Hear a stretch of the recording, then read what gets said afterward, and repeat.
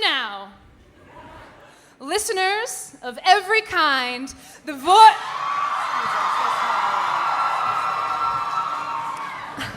I'm so sorry. Are we interrupting something? I'm sure it's nothing important. The sun is bright, the moon is irrelevant, and we are light and light and light and light. We're light. Listeners, this is Lauren Mallard, Vice President of Strex Corp, community supporter of the Night Vale and Desert Bluffs metropolitan area.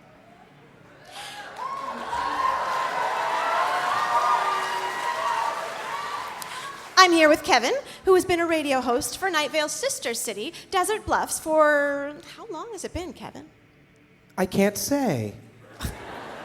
Kevin, don't be modest. You are the voice of our community. I literally am incapable of saying, Lauren.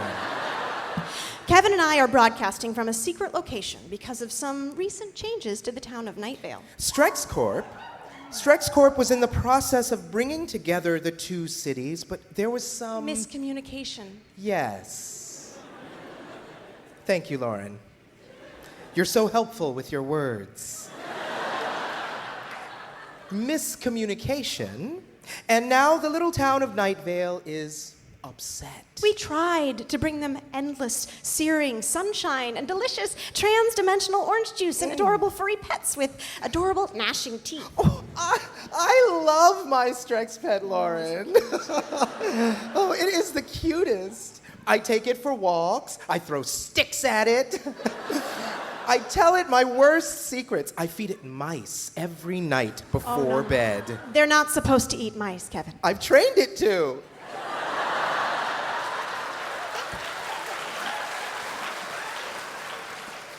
It took some weeks, but it is accepting its meals now. Lauren, did you know that in Night Vale, people are not even allowed to visit the public dog park? Right. You know what? They cannot eat wheat or wheat byproducts. Delicious wheat. Delicious byproducts. Or have computers or writing utensils. And their community radio interns keep having accidents. Or in the case of that intern Dana, meeting her own double, one of them killing the other, and then the remaining one, not sure if it's her or her double, being trapped for over a year in a strange other desert world where she's been making trouble for us with an unruly pack of angels and dumb masked warriors. Ugh, it's a very beautiful but very unproductive town, not reaching its full productive potential. My grandmother used to embroider pillows with the phrase, "Reach your full productive potential." I loved those pillows so much, she sold one to me. That's sweet. That is a good story, Kevin. So, we at Strex Corp, not wanting our neighbors to flounder under the oppressive terror and darkness, brought bright yellow helicopters here to rid the town of all its terrible horrors. The weird shape in Grove Park that kills people if you look at it or talk about it. The hooded figures that infiltrate everyone's deepest fears and dreams. The vague yet menacing government agencies that record everyone's conversations. And the glowing cloud that drops dead animals. The rip in time that allowed dinosaurs to come through. Pteranodons are not dinosaurs, Lauren.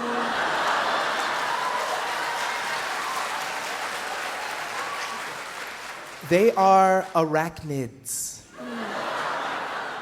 You are right. No, you are right. It is hard to get work done in such a dystopia. Right? Right? Right? Right! And then they just allow that teenage girl, what was her name? Tamika.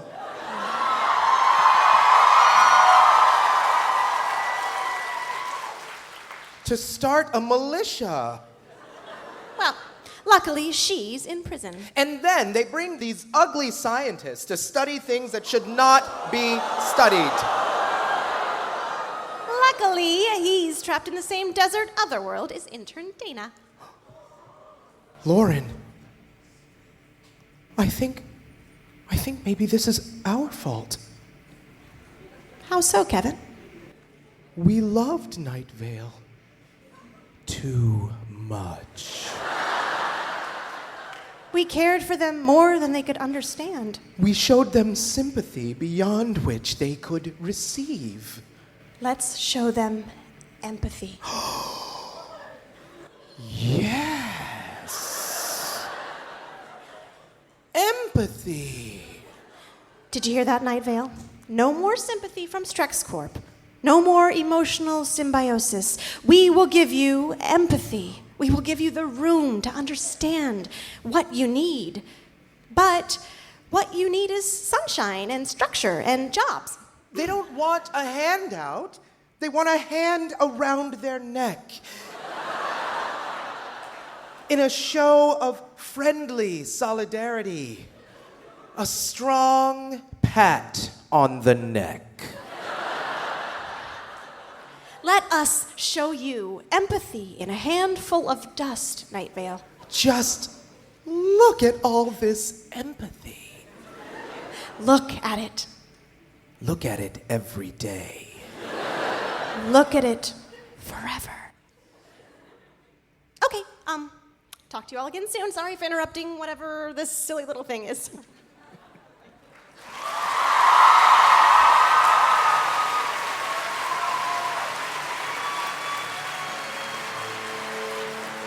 As I was saying,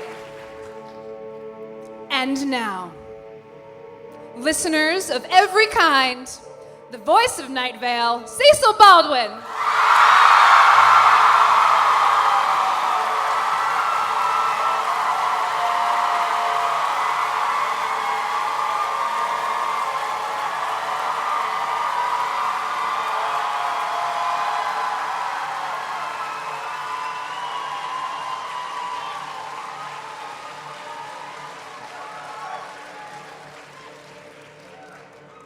Think back. Look forward. Listen timelessly. Welcome to Night Vale.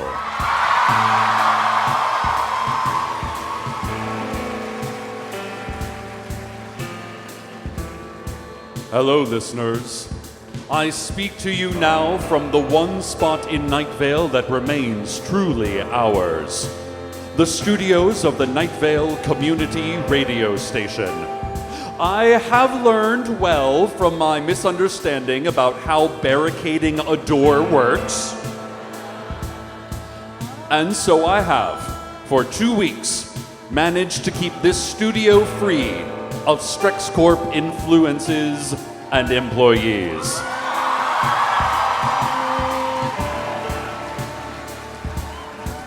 But enough of the preamble.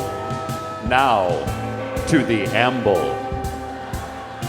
Today is the day. There is only one thing for today, and that is the destruction of the hated Strex Corp. And freeing our town of Night Vale. We will work no longer. We will worship a smiling God no longer. We have failed before. We have failed so many times at so many tasks. But at this, we will not fail.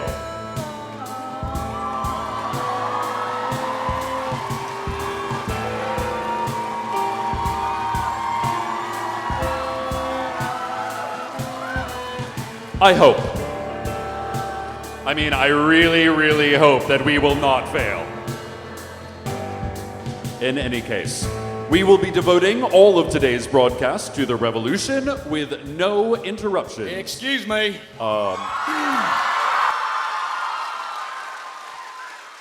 Excuse me? Cease speaking or I will cease your speaking for you. Easy there, Greenhead. Listeners, I'm sorry. Mayoral candidate and literal five-headed dragon.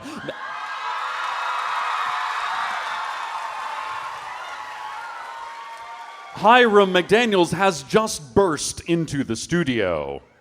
I am also here.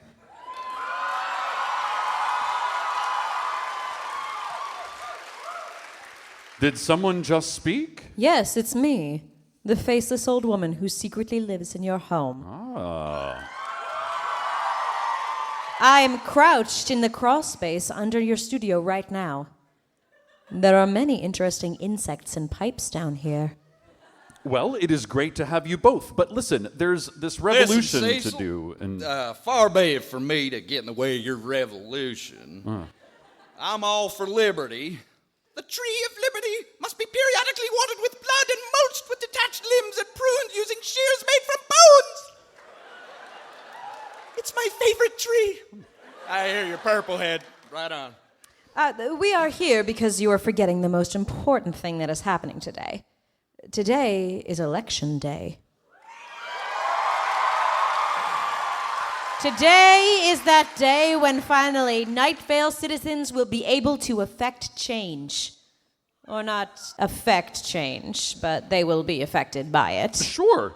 Well, there is also an election today, and we will certainly cover that as well, okay? But for now, please go stand in the alley behind City Hall and await the results, as is traditional.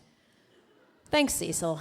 Absolutely. Thank you very much. We'll check back in with you soon. Yes, what my gold head said. Pitiful whelp of a man.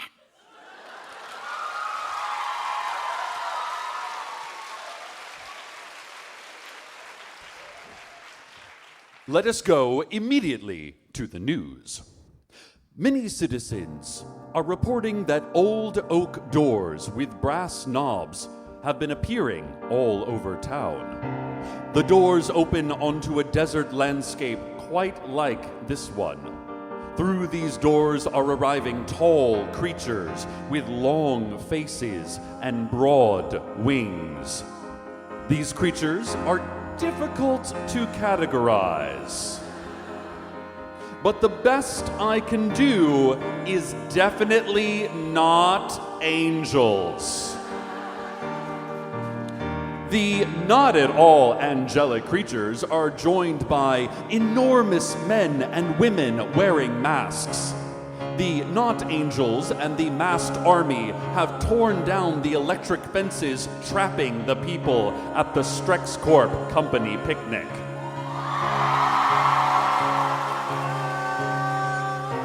And this is great news.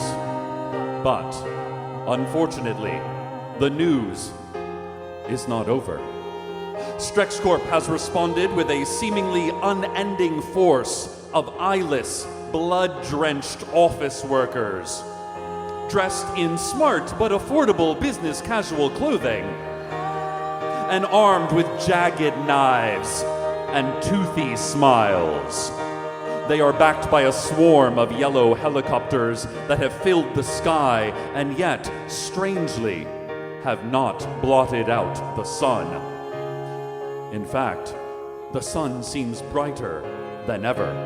Unnaturally bright, if a ball of highly compacted gas that sustains life through mere proximity could ever be called natural. The horrible, smiling office workers have driven the tall, winged creatures and the masked army back from the picnic. The Strex force is too much for even these rescuers from another world to handle. Whatever unspecified powers they have are, unspecifically, not enough. And they are, quite specifically, losing. They are fleeing. Some have fallen as the ravenous office workers swarm over them. The angels, or, not angels, have entered the juvenile detention center looking for a certain little girl. No. A young woman. No. A human being.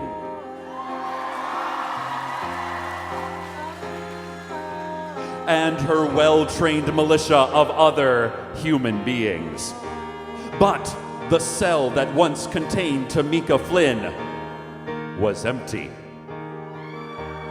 Instead, there were only shackles that had been pulled completely apart, and the words, "I am found."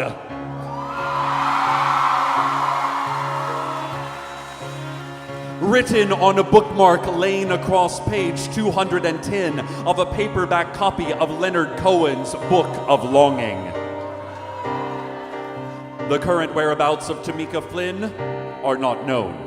The winged creatures, who are all named Erica, and the army of masked giants have continued their retreat before the onslaught of eyeless office workers all the way past the Old Town drawbridge. Listeners, given the urgency of today, I plan to skip some of our regular features as well as sponsored ads. But since forcing out our current ownership, we've gotten a bit behind on our bills. So there's now a sentient patch of haze in my studio. Hello, Cecil. Hello, listeners. My name is Deb. And Deb won't actually leave my studio until she has told us all about, what are you promoting? Whole Foods. Ah, right. So, even though we've got this whole big revolution to do, let's take a moment to listen to Deb, the sentient patch of haze, about, Whole Foods. Yes. Thanks, Cecil. At Whole Foods, we don't have any rotting, decaying matter mixed into our products. There are no secret blood rooms in our stores where we keep the secret blood. None of the boxes of cereal contain spiders, and if they did, they would be very friendly, helpful spiders. Why wouldn't you be lucky to find a spider like that in a box of Whole Foods cereal? Or not just one, hundreds of them. But anyway, you won't. Whole Foods serves only the freshest food, and we certainly do not keep venomous snakes under the fruit in our produce section. Why would we? That would be dangerous and not good for business. No one has died of a snake bite at Whole Foods. No one you know. Whole Foods. Why in the world would we poison our frozen dinners? We definitely do not do that.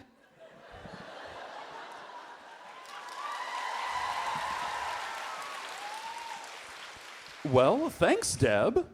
Oh, no, thank you, Cecil. Good luck with whatever you got going on here. Seems uninteresting and human. Oh, okay. Well, goodbye, Deb.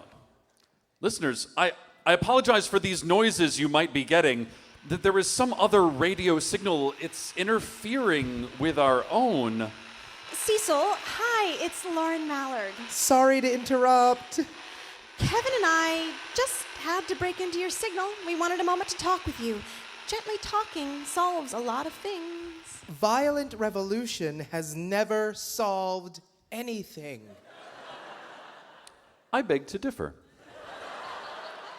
America was founded on a revolution. And I mean, sure, we still are ruled by the reptilians, but the Lizard Kings let us have our own country after they saw how hard we tried during that revolution thing. That was decades ago, Cecil. Anyway, we want to know what we can do to keep your business. We here at Strex Corp Synercists Inc. are dedicated to the betterment of life through branding, social networking, and upbeat music. And hard work. I'm pretty sure it's implied that hard work is part of it, Kevin. I'm pretty sure I didn't ask for your feedback.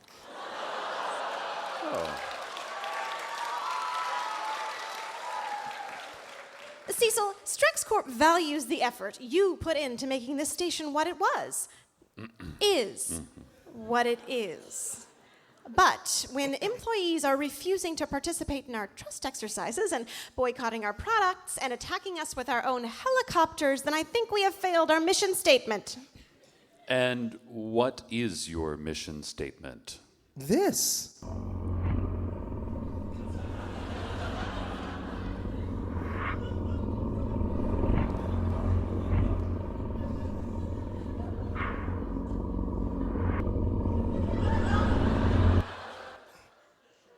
We got so caught up in thinking about our business that we didn't think, we didn't use our brains. We didn't think about the people. People matter at Strex Corp. They matter because of the business. We are here to set things right. First things first, we will rebuild the Night Vale Harbor and waterfront recreation area and divert thousands of gallons of necessary drinking water from other towns to provide it with its namesake.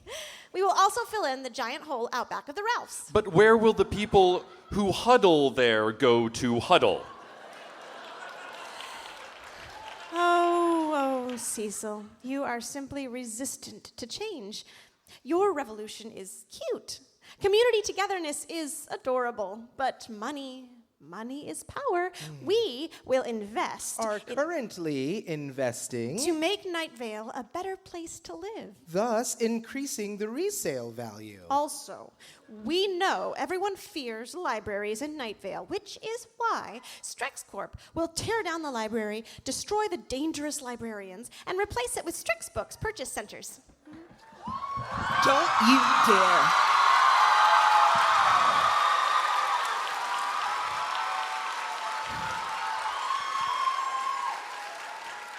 Don't you dare try talking about books. Tamika, is that you?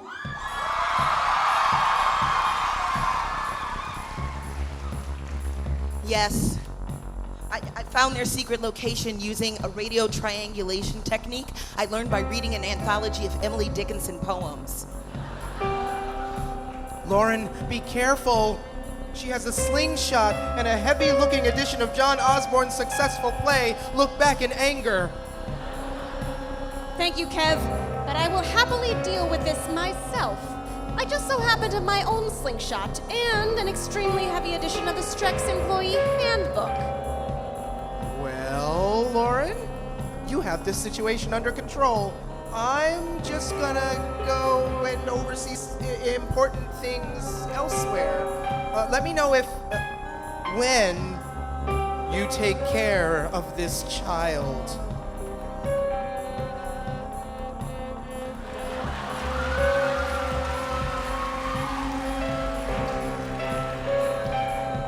I love books. Take that book you're holding. It looks ill-written, ill-conceived, full of bad ideas expressed badly. I bet it lacks narrative arcs and an appreciation for the flow of language. It looks like the worst book in the history of books. But here's the thing, it's still a book, and I love books. So, you do not deserve to even hold it. Then come and get it. Tamika, stay alert. Let me throw some ideas at you. Yes! Tamika, are you hurt? Cecil, Tamika won't be a problem for us any longer. Now, what were we talking about? Oh, right, money, success. It's just... Tamika, can you hear me? Well, drat. Hold on, Cecil. Seems she's still up and about. This'll just take a second. Lady, I've trained for months. I've taken down your helicopters with only a slingshot. I've looked at a librarian right in the area where most creatures would have eyes. You do not scare me. Oh, no. Oh, no. Where did all these children come from? It doesn't matter. What matters is that in a few moments, you will start running as fast as you can in the direction of Desert Bluffs. All right, book club, books as clubs, go! No. May the smiling God show me mercy. No, I give up. Ow, I'm going.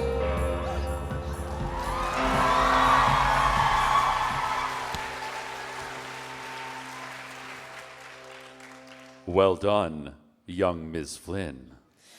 I'm securing this frequency. We'll keep broadcasting instructions from here. Stay vigilant, Night Vale.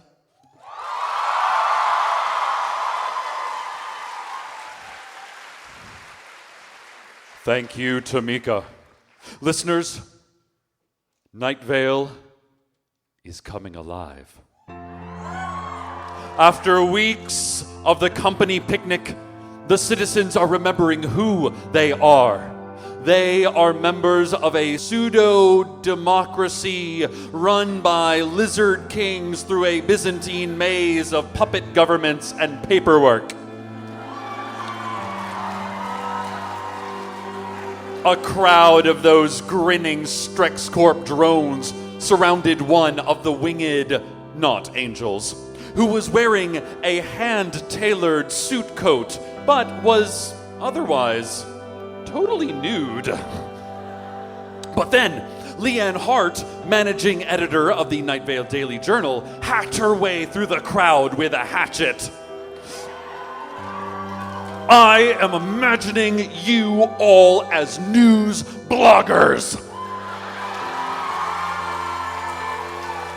You are destroying years of journalistic tradition.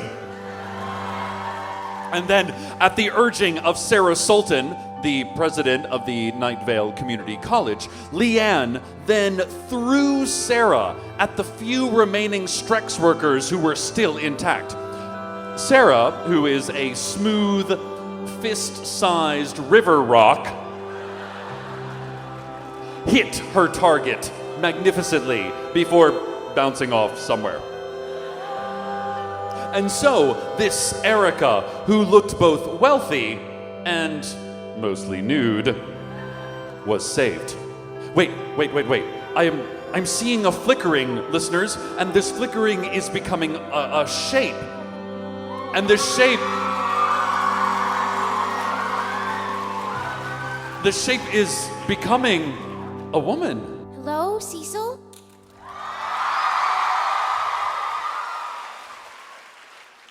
It's me, Dana.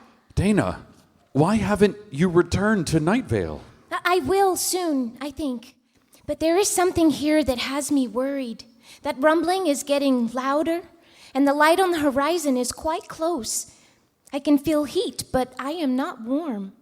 The more the heat grows, the colder I feel. It is a terrible light, and it is so close now. I feel as though the universe is unraveling. Plus, I found someone here in the desert.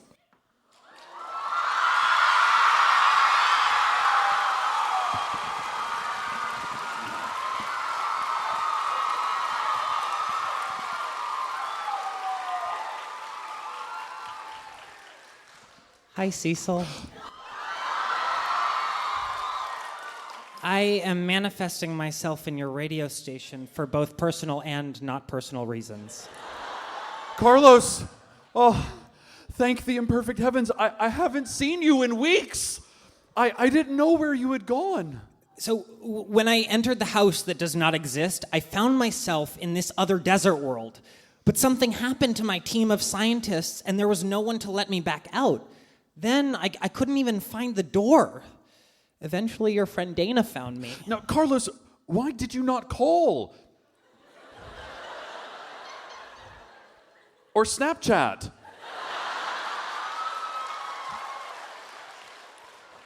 Or reblog any of my wood carvings of Koshak?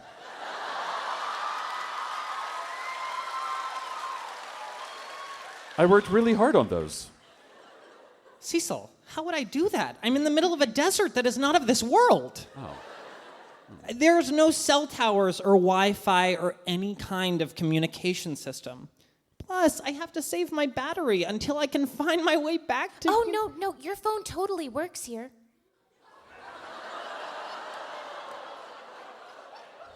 Really? Yeah. Also, I haven't charged my phone in like a year. The battery never ran down. Oh. Is that a Samsung? No. No, same one you got. Oh. Wow. And the Wi-Fi is pretty decent too. Just Oh, look at that, Cecil. I'm on your Tumblr right now.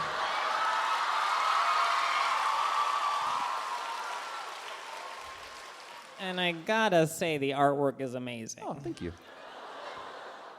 I mean, time is pretty messed up, so sometimes you reply to emails before they're even sent to you, but other than that... Now, Carlos, how do I get you home? Dana, how do we get Carlos home? I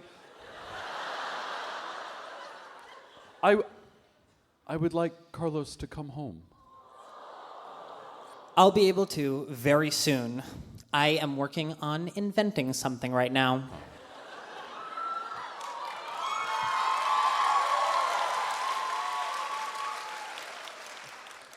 Cecil, every time the doors are open, it lets that terrible light into Night Vale. And the light is so close now, we can't risk it. Right. You're very smart. Cecil, you have very smart interns. I know. So, I'm building a highly scientific device to keep the light away from the doors.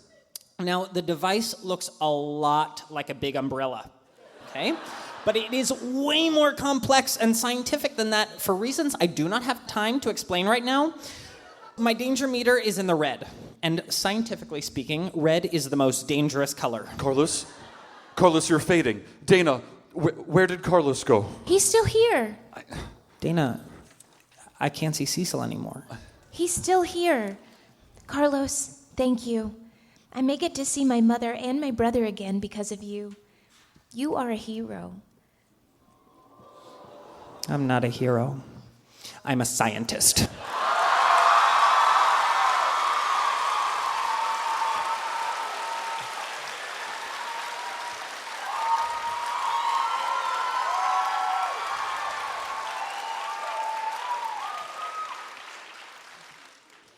Well, then scientist will always be my word for hero.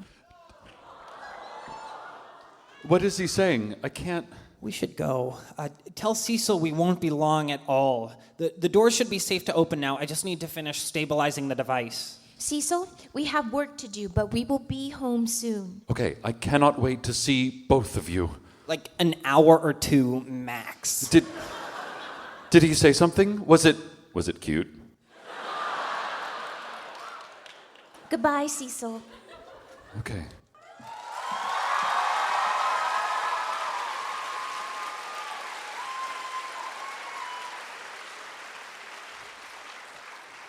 It is good to know we have such a talented former intern and a brilliant scientist working together. Once again, listeners, I'm also getting several frantic phone calls that have reminded me it is also Election Day. So let's check in at the alley behind City Hall. Hiram, faceless old woman. Your revolution is meaningless! I will burn all detractors! Yeah, Cecil, all of us are in agreement here. Me, my green head there, and them other three heads. Sure, just lump us all together as the other three. It's always just Gold talking away like he's the most important one, and sometimes Green yells something, green and gold, green and gold. Also, please call me Violet. You always say purple, but I prefer violet. Right, yeah. So also my gray, blue, and violet heads there. Anyway, we all agree that once we become mayor, this whole revolution, well, it's just sort of moot. If Strex Corp is still here, and the people want them gone, we'll just, throw some flames at the problem. The real issue is getting these doors shut. There's a blinding light pouring from them, and it's causing the world to become translucent. We can hear a deep rumbling sound, which I do not like. The helicopters seem unaffected. I think a terrible thing is trying to come through. Something that's secrets I do not know. The unraveling of all things. Fire breathing will solve none of this.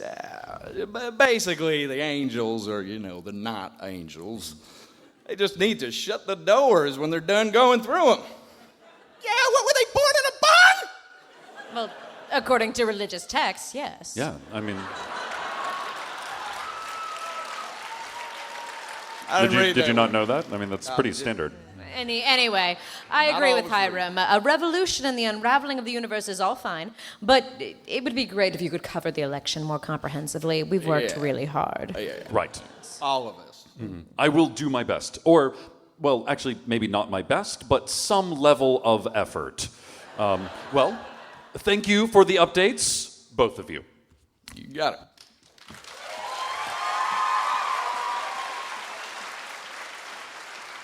Listeners, you heard the candidates. The doors are open, and there is a powerful rumbling below the earth, and a bright light turning everything translucent.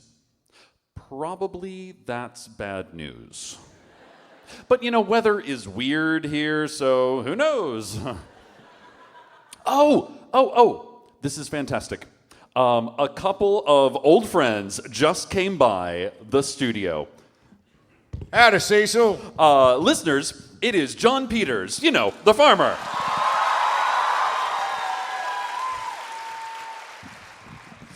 And intern Maureen? Is that you?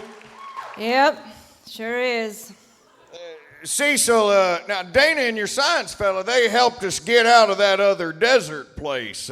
I'm the one who found all those old oak doors, and Maureen here figured out that physically going back and forth between the two worlds was possible, but those two, they helped a bunch. Great work, all of you.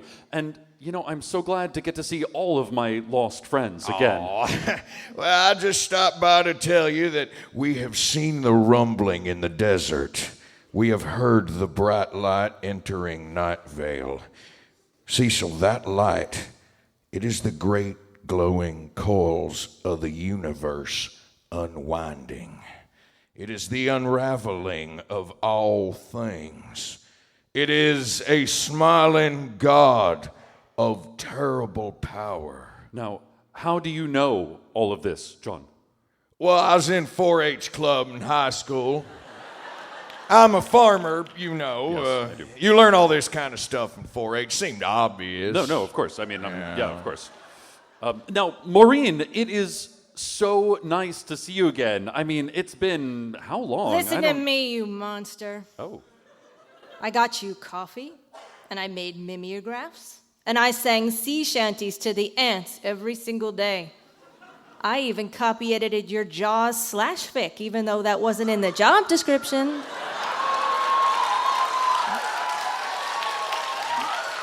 I did.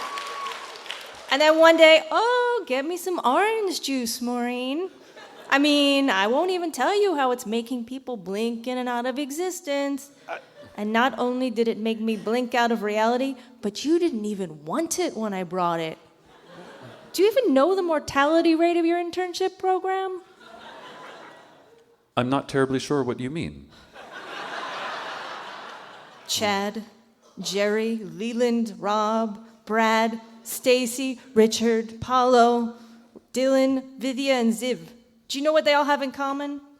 They all got great training for a future career in radio? No, that's not it at all. They're... Oh, excuse me.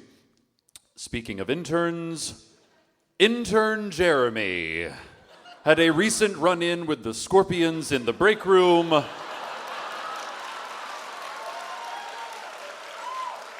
And will be missed. Oh, hey, now that you're back home, are you still looking for college credit? Yeah. Oh. Great. Can you start today? Yeah, okay, thanks. Thank you for stopping by, John. Oh, sure thing, Cecil. Beware the unraveling of all things and support your local farmers. Yes. And Maureen, can you just pop down to the library and do some research on smiling gods for me? Fine. Great. Sure, that's a good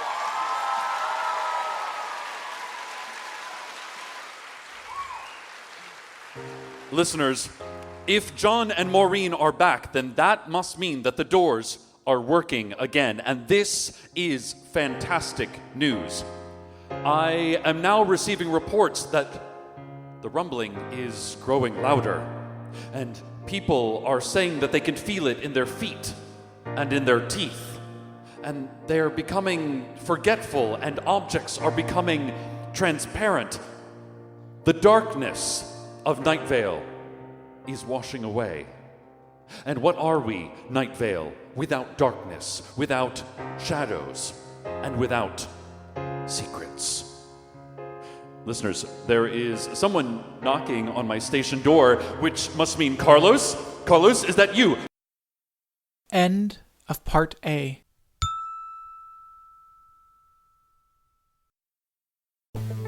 Within the Wires is an immersive fiction podcast by Janina Mathewson and Night Vale co-creator Jeffrey Craner. Each season, we unfold a brand new story strictly via found audio from an alternate 20th century. Season 4, The Cradle, is a story about a mother and daughter as they attempt to lead a family-centric commune surviving on the fringes of society. Subscribe to Within the Wires at nightValePresents.com or wherever you get your podcasts.